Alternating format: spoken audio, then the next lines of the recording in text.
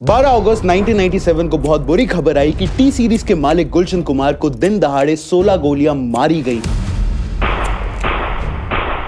वो जब सुबह मंदिर गए तब 3 लोग आए और उन पे ताबड़तोड़ फायरिंग कर दी। और ये सब इस वजह से हुआ कि उन्होंने दुश्मनी ले ली थी अंडरवर्ल्ड से। एंड इस की प्लानिंग आज से कई महीने पहले सलमान खान, चंकी पांडे, शाहरुख खान की दुबई की पार्टी में हुई थी। और इसमें ऐसे नाम सामने आए जो शॉकिंग थे। पुलिस का मानना है टीम था जो साजिश हुई, ये इनके कहने पर साजिश हुई और ये साजिश दुबई में हुई। अबू सलेम, रमेश तरानी, अंडरवर्ल्ड, ये केस उस वक्त का सबसे बड़ा केस बना। इस केस में 26 लोगों पर चार्जशीट बनी। बट फिर क्या हुआ कि आज भी ये केस अनसॉल्व्ड है। आखिर क्या हुआ था उस दिन? आखिर कैसे 3 लोग इतने बड़े सेलिब्रिटी को मारने में कामयाब रहे और क्यों? आखिर क्या थी ये पूरी प्लानिंग? और अगर मैं कहूं कि पुलिस को 1 हफ्ते पहले खुद उनके कातिल ने फोन करके कहा था कि मैं गुलशन कुमार को मारने वाला हूं, तो फिर उसने मुझसे कहा, अच्छा सुनो, अगले हफ्ते मैं ऐसा कुछ करने वाला हूँ कि तुमको पता चलेगा मैं क्या कर सकता हूँ।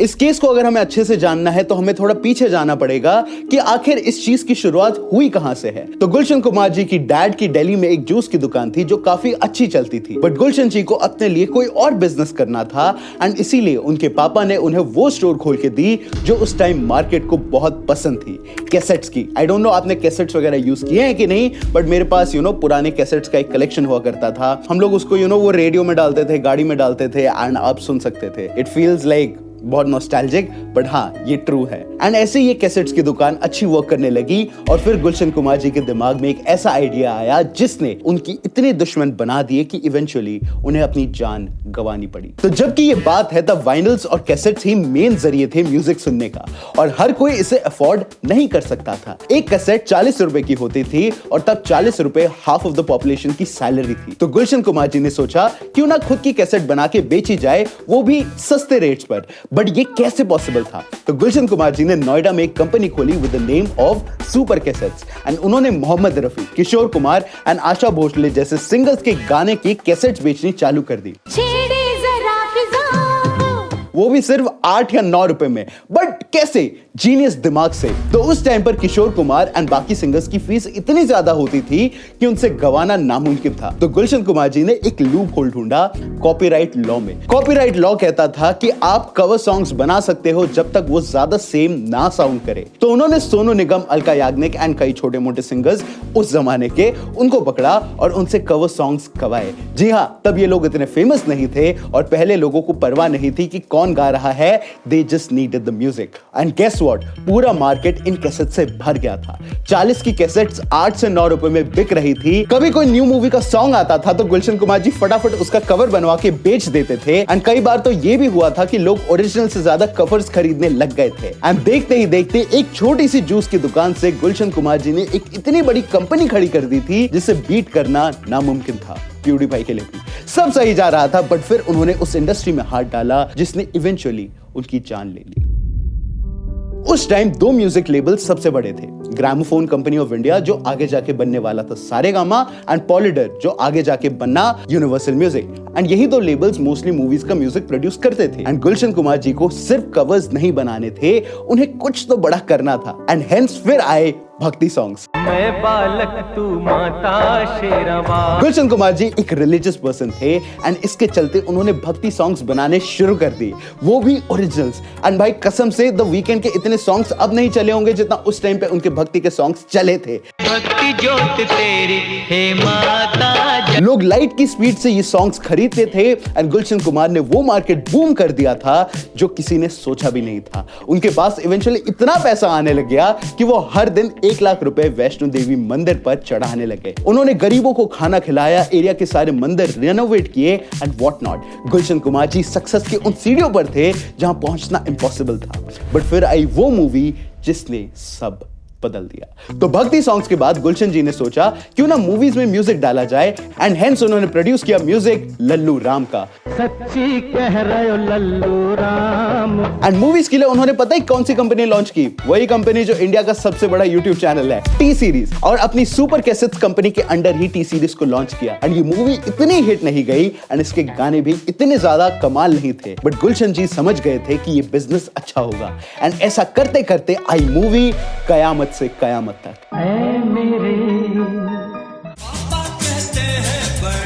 एंड भाई साहब ये मूवी भी बहुत सुंदर थी एंड इसके गाने तो क्या ही कहने। इसमें म्यूजिक था टी सीरीज का एंड इसके कैसेट्स भी थे टी सीरीज के, तो प्रॉफिट ही प्रॉफिट हुआ कंपनी को। बट ये तो कुछ भी नहीं था। एंड इसके बाद आई आशिकी। मैं दुनिया भुला दूंगा धीरे धीरे से मेरी जिंदगी में, मेरी जिंदगी। And I don't even have to sell it, इतने ज्यादा क्रेजी मूवी थी उस टाइम पे, इसके गाने इतने हिट थे। एंड कहते हैं आशिकी की एल्बम उस टाइम के वर्ल्ड में सबसे ज्यादा बिकने वाले 100 एल्बम्स में से एक थी। ये इतनी बड़ी म्यूजिक एल्बम थी कि 1 करोड़ के बाद इसके सेल टी सीरीज ने गिनने ही बंद कर दिए थे। इस मूवी से कई सिंगर्स हिट हुए एंड इसका म्यूजिक बनाया था नदीम और श्रवण की जोड़ी ने। एंड इवेंचुअली इसी आशिकी मूवी में से निकला वो इंसान जिसने अबू सलेम के साथ मिलके गुलशन कुमार जी की जान ले ली। तो अंडरवर्ल्ड का कितना बड़ा इंपैक्ट रहा है बॉलीवुड में ये हम सब जानते हैं, क्योंकि उस टाइम बॉलीवुड वो इंडस्ट्री थी जो करोड़ों में कमाती थी एंड उसका कुछ हिस्सा जाता था अंडरवर्ल्ड को, और जो नहीं देता था उसे मार दिया जाता था। एंड ऐसे ही इस चीज का शिकार बने राजीव राय। तो 31 जुलाई 1997 को राजीव राय पे कई शूटर्स ने हमला किया एंड दैट वाज स्कैरी कि दिन दहाड़े किसी सेलेब पर यूं ही गोलियां चल रही थी। राजीव राय जैसे तैसे बच गए, पर इसके बाद जो हुआ वो बिल्कुल हॉरिफाइंग था। एस हुसैन जैदी जो बहुत बड़े राइटर हैं और यही वो हैं जिनकी वजह से आज हम सब माफिया और अंडरवर्ल्ड को जानते हैं, इन्होंने उस वक्त अबू सलेम को कॉल किया और पूछा कि क्या तुमने ये अटैक करवाया है? अबू सलेम ने कहा हाँ, और ये तो बस ट्रेलर था, क्योंकि अब 1 हफ्ते के बाद एक ऐसे सेलिब्रिटी को मारा जाएगा जिससे पूरी इंडस्ट्री हिल जाएगी, तो तैयार रहो। फिर उसने मुझसे कहा अच्छा सुनो, अगले हफ्ते मैं ऐसा कुछ करने वाला हूँ कि तुमको पता चलेगा मैं क्या कर सकता हूँ। जैदी जी ने ये सुनते ही क्राइम ब्रांच को इन्फॉर्म किया एंड क्राइम ब्रांच ने सबको प्रोटेक्शन दी, जैसे सुभाष घाई, पहलाज नैलानी एंड और भी other actors and directors. But वो एक नाम भूल गए थे और वो नाम था गुलशन कुमार जी का। एंड ये बहुत बड़ी गलती बन गई थी, क्योंकि 1 हफ्ते बाद खबर आई कि अंडरवर्ल्ड ने गुलशन कुमार जी की कर दी है। तो गुलशन कुमार जी ने कई मंदिर बनाए और रेनोवेट भी करे एंड उनमें से एक मंदिर था मुंबई का शिव मंदिर। गुलशन कुमार जी की सक्सेस के बाद वो मुंबई में रहने लगे और वही ये मंदिर बनवाया था जिधर वो हर दिन जाया करते थे। बट 12 अगस्त 1997 को ये मंदिर का सफर उनका आखिरी सफर बन गया। तो गुलशन कुमार जी जैसे ही मंदिर पहुंचे तो रोज की तरह उन्होंने पूजा और आरती करी एंड जैसे ही गुलशन कुमार जी मंदिर से बाहर निकले, एक आदमी ने उनके सिर पर बंदूक रख दी। गुलशन कुमार जी कुछ समझ नहीं पा रहे थे एंड तभी उस आदमी ने कहा बहुत पूजा कर ली, अब बाकी पूजा ऊपर जाकर करना। एंड उसने गोली चला दी। ये गोली गुलशन कुमार जी के सर को छू के गुजरती है एंड वो बच के भाग निकलते हैं कि तभी उन्हें 3 गोली और मार दी गई। गुलशन कुमार जी को कुछ समझ नहीं आ रहा था और वो बस जान बचाने के लिए एक पास की झोपड़ी की तरफ भागे, बट किसी ने उनकी मदद नहीं करी, इवन उनके मुंह पे दरवाजा बंद कर दिया। गुलशन कुमार जी एक पब्लिक टॉयलेट की दीवार पर गिर गए जहां पर एक देवी मां की तस्वीर थी और उधर वो 3 लोग आए और गोलियां फायर कर दी। एंड तब तक करते रहे जब तक गुलशन कुमार जी ने दम नहीं तोड़ती। वो तीनों भाग निकले और न्यूज आई कि टी सीरीज के मालिक गुलशन कुमार जी को दिन दहाड़े मार दिया गया है। ये बहुत बड़ी न्यूज थी कि इतना बड़ा सेलेब बीच सड़क पे मारा गया, बट क्यों, कैसे? एंड जिन लोगों के नाम इसमें सामने आने वाले थे उसने इस केस को one of the most horrifying cases बना दिया। तो बस मेरे लिए ये था कि मुझे पता था कि हत्या हो सकती है। मुझे सब लग रहा था कि यार मैंने पुलिस को बताया है। इस मर्डर के होने के बाद पूरी मुंबई में प्रोटेस्ट होने लग गए। लोग इंसाफ चाहते थे एंड जानना चाहते थे कि आखिर खुलेआम ये सब कैसे हुआ। एंड फिर आए जवाब। पुलिस ने कुछ टाइम बाद ऐसे नाम रिवील करे जो किसी ने सोचे नहीं थे। पुलिस ने कहा कि आज से कुछ महीने पहले दुबई में एक पार्टी हुई थी जिसमें सलमान खान, शाहरुख खान, चंकी पांडे एंड कई और स्टार्स इन्वाइटेड थे और वही था अबू सलेम। एंड पुलिस ने कहा कि ये वो पार्टी थी जिसके अंदर बना प्लान गुलशन कुमार जी को मारने का, और जिसने ये प्लान बनाया उसका नाम गेस कर सकते हो, नदीम सैफी। जी हाँ, वही नदीम श्रवण की जोड़ी में से नदीम जिसको गुलशन कुमार जी ने आशिकी मूवी और टी सीरीज से इतना बड़ा स्टेज दिया। एंड यही नहीं, इसके अंदर नाम आया रमेश तौरानी का, जो टिप्स कंपनी के मालिक थे। एंड अब आप कंफ्यूज हो गए होंगे कि आखिर पुलिस इस कंक्लूजन पे कैसे पहुंची कि नदीम ने ये किया है, वो भी अबू सलेम के साथ मिलके। तो ये बात फिर से वहीं आ जाती है जब Abu Salem and dons Bollywood celebs को कॉल करके उनसे हफ्ता मांगा करते थे। एंड ऐसे ही गुलशन कुमार को भी कई कॉल्स आए एंड कहते हैं कि गुलशन कुमार ने पहले तो कुछ पैसे दिए, बट जब डिमांड बढ़ने लगी तो उन्होंने मना कर दिया। एंड ऐसे उन्होंने अबू सलेम को नाराज कर दिया था, क्योंकि उस वक्त गुलशन कुमार साल के 500 करोड़ कमाते थे एंड अंडरवर्ल्ड की नजरें उन पे खड़ी हुई थी। एंड ऐसे ही 5 अगस्त 1997 को अबू सलेम ने गुलशन कुमार से कहा कि तुमने जो भी किया है उसकी सजा तुम्हें जल्द ही मिलने वाली है। और फिर उसके एक हफ्ते बाद ही गुलशन कुमार जी को मार दिया गया। जिस गलती की बात अबू सलेम ने की थी वो थी नदीम सैफी की।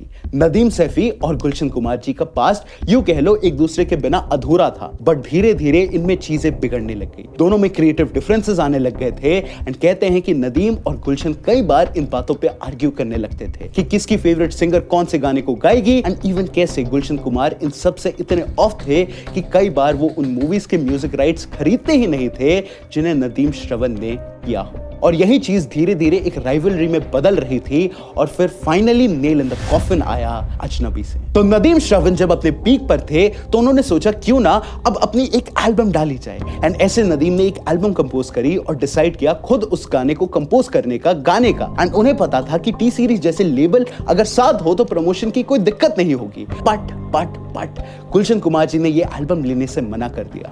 उन्होंने कहा कि नहीं चलेगी। एंड फिर क्या था, नदीम का फ्रस्ट्रेशन और बढ़ गया, लेकिन वो पीछे नहीं हटा। एंड ऐसे at the end T series के अंदर रिलीज हुई एल्बम है अजनबी। तुमसे मिला था कॉलेज में, और वही हुआ जिसका गुलशन कुमार जी को डर था। ये एल्बम फ्लॉप साबित हुई। गुलशन कुमार जी के भाई कृष्ण कुमार ने ये कहा कि गुलशन जी ने उन्हें कहा था कि ये एल्बम फ्लॉप है, मैं बस नदीम के लिए इसे लॉन्च कर रहा हूं। एंड वैसा ही हुआ। बट अब आप सोच रहे होंगे कि एक एल्बम के लिए वो ऐसा करेगा, इसका क्या सबूत है? वो 5 अगस्त वाली कॉल याद है? उसमें अबू सलेम ने कहा था कि तुमने नदीम की एल्बम प्रमोट क्यों नहीं करी, जिसके जवाब में गुलशन कुमार जी ने कहा कि नहीं, मैंने तो ये प्रमोट की थी। बट अबू ने कुछ नहीं सुना और इसी कॉल से पुलिस को समझ आ गया कि नदीम और उसकी एल्बम है अजनबी इस केस में सबसे इंपॉर्टेंट लिंक्स है। एंड एक और इंपॉर्टेंट चीज बताऊं, वो पार्टी याद है दुबई वाली जिसमें अबू सलेम ने गुलशन कुमार जी को मारने का प्लान बनाया था? उस पार्टी में परफॉर्म कर रहे थे नदीम और श्रवण। डैम। और अब चीजें जुड़ती जा रही थी कि कैसे एक माफिया डॉन अबू सलेम जिसकी ईगो हर्ट थी, एक आर्टिस्ट जिसका करियर बर्बाद हुआ था, ने टीम अप कर लिया बदला लेने के लिए एंड फिर इस बड़े क्राइम को अंजाम दिया। बट फिर सामने आया एक और नाम जिसने इस केस को और डीप और शॉकिंग बना दिया। तो आशिकी मूवी एंड काफी सारी हिट्स के बाद गुलशन कुमार जी बहुत ज्यादा पावरफुल हो गए थे। वो हर मूवी, हर टाइटल के म्यूजिक राइट्स खरीदते जा रहे थे बिना सोचे समझे। जहां नॉर्मल कंपनीज 1 करोड़ में राइट्स खरीदती थी, वही गुलशन कुमार जी 4 करोड़ ऑफर कर देते थे। एंड इससे हुआ क्या, wines, tips and other companies का धंधा पूरा लो चला गया। टी सीरीज ने पूरा मार्केट खा लिया था। एंड कहते हैं कि इसके रिगार्डिंग एक मीटिंग भी हुई थी जिधर कई बड़ी कंपनीज के ओनर आए और कहा कि आप थोड़ा स्टेप कर लीजिए क्योंकि हमें भी थोड़ा सा काम करने के लिए स्पेस चाहिए। बट गुलशन कुमार जी नहीं रुके और ऐसे ही इंडस्ट्री में उनके दुश्मन बनने लग गए। नदीम और अबू सलेम के नेम इस केस में क्यों आए वो तो आप समझ गए होंगे। बट फिर पुलिस ने थोड़े टाइम बाद एक्यूज किया कि इस केस में एक और बंदे का हाथ हो सकता है और वो है रमेश तौरानी। जी हां, टिप्स कंपनी के मालिक। बट ऐसा क्यों? पुलिस ने क्लेम किया कि रमेश तौरानी ने अबू सलेम को 25 लाख रुपए दिए थे गुलशन कुमार का करने के लिए। And this was a crazy accusation. तो अभी तक कहानी में हमारे पास एक डॉन, एक आर्टिस्ट, एक कॉम्पिटिटर एंड अब ये केस और कंफ्यूजिंग लग रहा है। बट फिर इसमें से कोई भी पकड़ा क्यों नहीं गया? तो इस केस में उनका नाम आ गया जिन पे आरोप लगा कि इन्होंने गोली चलवाई है। बट उनका क्या, जिन्होंने एक्चुअली में चलाई थी, क्योंकि असली कहानी तो उन्हें पता थी। बट वो कहां थे? तो जब ये केस चल रहा था तब नदीम लंदन में था और पुलिस ने उन्हें कई लीगल नोटिस भेजे, बट वो इंडिया नहीं आए। नदीम ने कई डेट्स देके कोर्ट को बेवकूफ बनाया और ऐसे ये केस बस डिले होता रहा। ना सुनवाई हुई ना कुछ, और धीरे धीरे सबूत, गवाह सब कुछ खोने लगे। एंड सबको लगा कि अब इस केस का कुछ नहीं हो सकता कि तभी पकड़ा गया मेन सस्पेक्ट। 2001 में पुलिस को कोलकाता में मिला अब्दुल रऊफ मर्चेंट एंड ये वही इंसान था जिसने गुलशन कुमार जी को गोलियां मारी थी अपने भाई राशिद मर्चेंट के साथ मिलके। एंड जब उसने मुंह खोला तो सारे राज बाहर आ गए। रौफ ने बताया कि कैसे उसे अबू सलेम ने बुलाया गुलशन कुमार जी को मारने के लिए क्योंकि वो नदीम को परेशान कर रहा था, और यही कंफर्म हो गया कि नदीम ने ही ये करवाया था। उसने सब बताया कि कैसे 15 दिन लगातार वो गुलशन कुमार जी के पीछे लगे हुए थे और जिस दिन उनके साथ उनका गार्ड नहीं था उसी दिन उन्होंने इस काम को अंजाम दिया। पुलिस ने 26 एक्यूज को चार्जशीट में डाला, बट उनमें से 18 को बरी कर दिया गया और 2002 में आया उनका नाम जिनको इस केस की सजा मिली, सिर्फ एक। जी हां, आप सोच रहे होंगे इतने सारे नाम थे, इतने गवाह थे, प्रूफ थे, फिर एक क्यों? तो पता नहीं कैसे, बट इस केस में बहुत सारे लैप्सेस थे। पुलिस को भी एक्यूज किया गया कि उन्होंने काम अच्छे से नहीं किया, एंड जो कॉल्स रमेश तौरानी और नदीम और अबू सलेम के बीच सबूत थी उनकी जांच अच्छे से नहीं हुई। इट्स लाइक कि कोई चाहता नहीं था कि सच बाहर ना आ जाए। और on the other hand Nadeem जो लंदन में था वो कभी वापस आया ही नहीं। पुलिस ने लंदन गवर्नमेंट को कई बार बोला नदीम को इंडिया भेजने के लिए, बट उसने वहां लॉयर्स के थ्रू खुद को वहीं सेफ रखा। इतना बड़ा सेलिब्रिटी, इतने सारे एक्यूज और पकड़ा गया सिर्फ एक। वाओ, मूवी की तरह साउंड कर रहा है बट बिल्कुल रियल है। बट अबू सलेम का क्या हुआ? तो सेम एज नदीम, अबू सलेम दूसरी कंट्रीज में रहता था, बट एक दिन उसे पोर्चुगल पुलिस ने पकड़ लिया और इंडिया को जब ये बात पता चली तो उन्होंने कहा कि हमें हैंडओवर कर दो, बट पोर्चुगल ने उन्हें देने से मना कर दिया एंड कहा कि एक शर्त पे हम इसे वापस देंगे, एंड वो भी तब जब इंडिया इस पे लगे ज्यादातर केसेस हटा देगा एंड उम्र कैद नहीं देगा। तो पुर्तगाल के सुप्रीम कोर्ट ने भारत के सामने ये शर्त रखी थी कि वो सलेम को मौत की सजा नहीं दे सकता। इंडिया को हाँ करना पड़ा एंड अबू सलेम को सजा मिली, बट गुलशन कुमार केस में नहीं, बॉम्बे ब्लास्ट केस में। And it was very shocking कि हर चीज सामने होते हुए भी सब एक्यूज बाहर घूम रहे थे। अब्दुल रौफ आगे चल के जेल से भाग गया, बट फिर भी उसे पुलिस ने पकड़ा और दोबारा उम्र कैद की सजा में भेज दिया, और इस बार उसके छोटे भाई अब्दुल रशीद को भी उम्र कैद की सजा सुनाई जाती है। इतने सारे नाम, इतने सबूत, इतने गवाह, बट फिर भी पकड़े गए सिर्फ 2 लोग। आपको क्या लगता है इस पूरे कंट्रोवर्सी के बारे में? हमें जरूर बताइएगा। पुलिस का मानना है नदीम था, जो साजिश हुई ये नदीम के कहने पर साजिश है, और ये साजिश दुबई में हुई थी और फिर इन्होंने मरवा दिया। जिसने गोली चलाई उसे तो सजा मिल गई, बट जिसने चलवाई थी उसका क्या? हर उंगली नदीम की तरफ इशारा कर रही थी, हर गवाह उसका नाम ले रहा था, पर वो आज भी लंदन में अपनी जिंदगी जी रहा है। रमेश तौरानी, जिनके फोन से इंटरनेशनल कॉल्स हुई थी एंड जिनका एलिजिडली नाम आया था कि उन्होंने अबू सलेम को पैसे दिए हैं, कोर्ट को उनके खिलाफ सबूत नहीं मिले एंड उन्हें बाइज्जत बरी किया गया। और ऐसे मिलके ये पूरा केस आज भी अनसॉल्व्ड है, क्योंकि मेन एक्यूज्ड अभी भी लंदन में है, और शायद ये आज भी अनसॉल्व्ड रहेगा कि आखिर कौन था वो जिसने रौफ को भेजा। आखिर किस लिए हुआ ये सब? क्या इस सब का रीजन बस वो है अजनबी एल्बम थी? ये तो शायद हमें कभी पता नहीं चलेगा। गुलशन कुमार सिर्फ एक लेबल ओनर नहीं थे, वो ऐसे रेवोल्यूशनरी थे जिन्होंने इंडिया में म्यूजिक का सीन ही बदल डाला। टी सीरीज एक टाइम पर दुनिया का सबसे ज्यादा सब्सक्राइब यूट्यूब चैनल था, और कमाल है कि आज भी 90% मूवीज का म्यूजिक टी सीरीज ही देती है इंडिया में। यह सक्सेस गुलशन कुमार जी के फॉर्मूले पर ही बनी है कि कैसे एक जूस की दुकान से एक कैसेट की कंपनी खोली और कैसे उसे बनाया एक ब्रांड। ये सैड है कि कैसे वो इंसान जिसने हमेशा भगवान को पूजा, उनके मंदिर बनाए, करोड़ों डोनेशन की, कई लोगों के मसीहा बने, उन्हें दिन दहाड़े मार दिया गया और एक इंसान नहीं आया उनकी मदद करने, और सबूत गवाह होते हुए भी उन्हें इंसाफ नहीं मिला। गुलशन कुमार वो पायनियर हैं जिनकी लेगेसी आने वाली इंडियन म्यूजिक इंडस्ट्री हमेशा याद रखेगी, क्योंकि अगर आपके पापा या दादाजी उस टाइम म्यूजिक एंजॉय कर पाते थे तो वो सिर्फ इनकी वजह से था, एंड ये कहना सही होगा कि हम भी उसी वजह से म्यूजिक एंजॉय कर पाते हैं। आई होप गुलशन कुमार जी आज जहां भी हो टी सीरीज की सक्सेस से खुश हो, क्योंकि अगर वो ना होते शायद आज इंडिया की म्यूजिक इंडस्ट्री कई साल पीछे होती एंड हमें कई लेजेंडरी सिंगर्स नहीं मिलते। वो डायलॉग है ना, powerful man create powerful places, वो इन्हीं के लिए है। सिनेमैस्टिक एंड पूरी म्यूजिक इंडस्ट्री इनको सैल्यूट करती है, एंड आपके इस डेडिकेशन को म्यूजिक इंडस्ट्री और सिनेमा हमेशा याद रखेगा। Thanks for giving us everything. तो आप जरूर बताइएगा, और सभी को थैंक्स, और ये थैंक्स मैं आपका भी, आप लोगों का भी करता हूँ, मल्टी मीडिया का भी बहुत करता हूँ मैं, जिन्होंने ये पब्लिक से मेरी बातचीत करवाने के लिए सहयोग दिया। तो ये था हमारा video about the legend himself Gulshan Kumar ji. And अब आपको टी सीरीज के सॉन्ग पसंद नहीं आते तो आप एनी के सॉन्ग सुन सकते हो। एक सेकंड, एनी तो फ्यूचर में टी सीरीज के लिए गाने गाने लग गया तो प्लीज एनी के गाने जरूर चेकआउट करना। एंड अगर आपको क्राइम डॉक्यूमेंटरीज विद जोक्स सुनने हैं तो मेरा दूसरा चैनल इरफान जरूर चेकआउट करना। And special thank you to the entire team of Cinemastic, Annie, Suraj and me Irfan, क्योंकि मेरा नाम सिनेमैस्टिक नहीं है। एंड हमारे other members of the team Jalaj, Rizwan, Somesh and Zakir. And मैं मिलूंगा आपसे अगले सिनेमा टॉपिक रिलेटेड वीडियो में, क्योंकि जहां सिनेमा है वहां सिनेमैस्टिक है। Bye-bye. मैंने देखी कितनी है पर जचती है तू, अखियां में रहता है तेरा ही तो मुंह, अखियां मिलाए जब दिल ले जाए तब दिल कहना चाहता तुझे I love you। मैंने देखी कितनी है पर जचती है